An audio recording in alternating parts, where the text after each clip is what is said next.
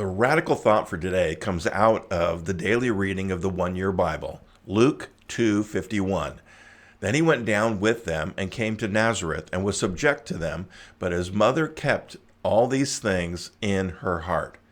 In today's reading, we get a glimpse into Jesus' life when he was a child. I don't know about you, but I often wondered about what that might have been like. What would it have been like to grow up in the home of Joseph and Mary as Jesus was growing up? What kind of a child was he? How did he relate to his brothers and sisters, and how did they relate to him? Our text today for the day gives us a picture that indicates that Jesus was not a normal kid. At 12 years old, he could sit and converse with mature adults in a way that many adults can't. This young boy from the small town of Nazareth was able to function for 3 days on his own, being in the big city of Jerusalem. When his parents came back to find him, they found him in the temple with the religious leaders, and his parents asked him for an explanation and to inform him why were they, why they'd done that to him, and they'd been looking for him everywhere and finally found him there after 3 days. He then asked them why they searched everywhere.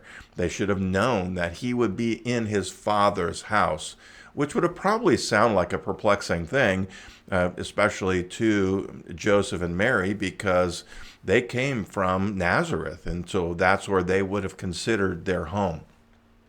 Even at the age of 12, Jesus' connection to God the Father was strong. He knew who he was and what he was on the earth to do. I sometimes wonder about that as well.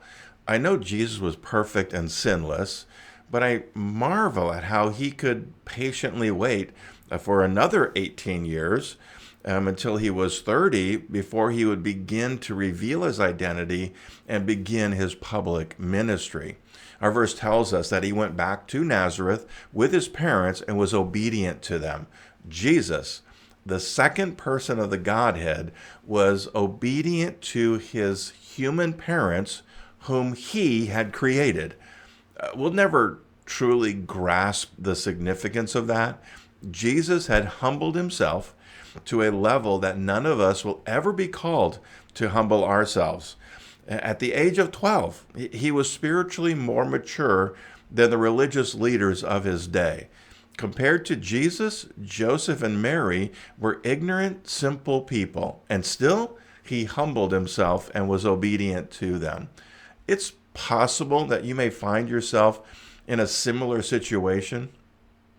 Maybe God has blessed you with knowledge, wisdom, experience, faith, or something else that is greater than that of those around you. And as God, through his sovereign choice, he may have placed you in a role where you are called to be obedient to ignorant, simple people. Now, many people in those circumstances would use their superiority to elevate themselves to greater positions. If God has blessed you with special gifts and abilities, you should be using those to build others up instead of yourself. This goes against human wisdom. We're taught and encouraged by our society to claw and scratch our way to the top of the food chain, of the corporate ladder, whatever it might be, leaving whatever human carnage behind as is necessary for us to be successful. True success is seen in those who are using God's gifts to make others successful. Pray this prayer with me. Jesus, teach us to lift up others more than ourselves. The Radical Thought is a ministry of the Radical Word. Go to radicalword.com to find out more about the things that we do and things we put out to help you to grow in your faith. Until next time, let Jesus do something radical in your life.